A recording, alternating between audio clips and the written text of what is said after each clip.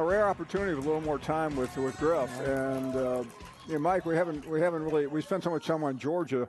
I'd like to get your thoughts and let you lead us in terms of what interests you most around the league. Wow, I would start with Florida. I think that's fascinating. It seems like a week or two ago we were talking about Billy Napier keeping his job and how hard the Gators played and how they turned a corner. And boy, we could understand why. And then at halftime, I'm watching Scott Strickland. He's looking at the sky, he's looking at the ground. The Florida fans are like, wait a minute. We signed up for another year of this. Now, to be fair, the quarterback was out, sure, and they were at Texas. But still, it's almost as if the incentive and the sense of urgency left the building. Because you can understand, if you're a Florida player and your coach may be fired, you're thinking to yourself, where am I going to go? All my deals are gone. This next staff might come in. They may want me. They may not want me. That sense of relief and that human nature, I think, just took over. Now they're going to be back in the swamp, and they're playing an LSU team that just got destroyed. And yet, and still, I believe I read somewhere that if all the favorites win out, that LSU can still be in the SEC championship game because of these tiebreakers. I guess the one thing they would need is Missouri to stumble along the way, but still. Yeah, they may get that. The fact that LSU could be there their mathematical probability isn't that bad, and the fact that miraculously LSU gets there and wins. I mean, I just can't. It's hard to imagine. Now, miraculously, Lane Kiffin made a good point about this when he was on the teleconference earlier this week. They're asking him, Lane, what about the tiebreakers? And he says, why can't you just take the two highest teams in the CFP rankings? Yeah, it's sense. A lot easier. Now, I was told it's because those rankings typically don't come out until a little later, but to me, the way these tiebreakers go and the record of the opponents and the opponents' opponents, the problem that I have with that is that you don't control your schedule. You do control your level of play, and theoretically, at least, that is judged accurately by the College Football Playoff Committee. So those are the percentages. So LSU is not like their individual percentages higher.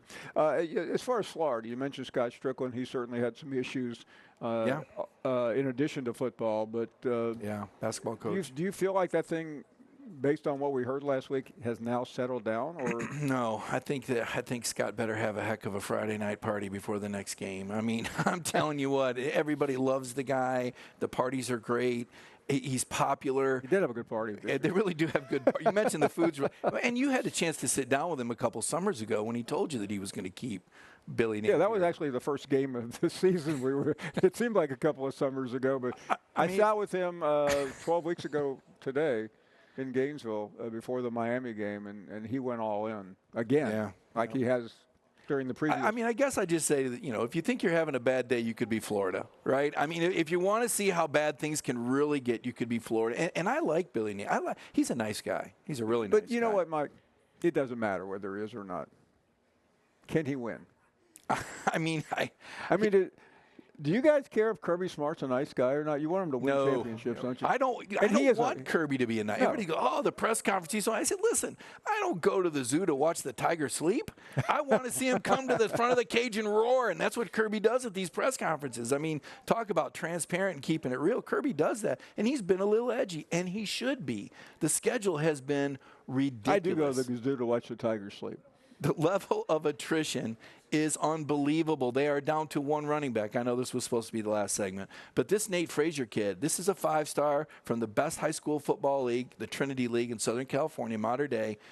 This kid has it, and he's going to have a chance tomorrow to be a hero. Now, the other team that I'm looking at that's getting stronger and stronger and stronger, Alabama. Ooh, wow. Bama. Hey. Roll Tide. They saw it. They don't want to see him again. I can tell you that. When Jalen Milroe decides that he's pulling it down, I think he might be the most dangerous runner in the country. This guy has power. He has speed. He has vision. He can do it all. Yeah, he can launch the ball. And, is Ryan Williams still just 17 years old? Can we still use that? He's 17, I think, he's until 17 years February, old. yeah. They got the dynamic receiver. I'm kind of DeBoer. I'm kind of feeling a little Kalen DeBoer. I asked him about going through an 8-game schedule instead of a 9-game schedule because the SEC's not getting respect. And he said, that is one point, but he brought up just the wear and tear and the ask on these guys. Because by the time the SEC teams get into the playoff, these guys are beating the heck out of each other. I mean, talk about cannibalizing. That just doesn't happen in the Big Ten.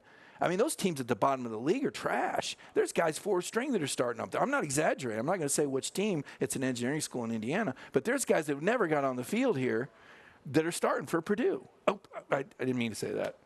For a team in the Midwest, it's an engineering school in Indiana. West Lafayette. Sorry about that. I hope the Purdue fans aren't mad at me. All 3 of them. Go ahead. Football. I don't want to interrupt. Basketball's real. The guy's on a roll, Just so saying. I'm just going to let you keep resting. Yeah, well, no. I mean, Alabama right now, are they going to lose another game? Who's going to beat them? Now, Texas, I saw those odds. They're going to Oklahoma next week. Yeah, well, yeah, it's where Tennessee's got their best road win of the year. Now, Texas is the team in the percentage that doesn't fit because A&M's going to beat them. I mean, Texas's best win is at Vanderbilt. Do you realize that? Yeah. That is their best. That's a school Alabama did not beat, by the way. Almost as good as Indiana's best win against a 5-4 Nebraska team, speaking of frauds. So let's see what happens with Texas at Arkansas this week. The Hogs were able to beat Tennessee earlier this year. That is a rivalry game. It is. You don't think Sam Pittman got a few notes from Kirby Smart? I guarantee he got some notes from Kirby. I bet Kirby just wishes he would have got better notes from Sam on Ole Miss, but that's a story for another day. Yeah, and listen, Sam Pittman needs a good win. Yes, sir. He does. I mean, we all thought Sam punched his ticket for next year a few weeks ago, but I'm all in on Sam Pittman. I know Georgia would like to have Sam back, but oh yeah, offensive line coach. He's a heck of a coach, and I like the mix with Petrino. Cookies and milk for everyone. This guy does it the right way. I'm pulling for Sam Pittman. By the way, if Scott Strickland's on the phone, he'd like to have a word. Is he going to invite me to his party? That's all it takes. I will swing it the next time. All right, it's a deal. Let's hear it from Mike. Thank you.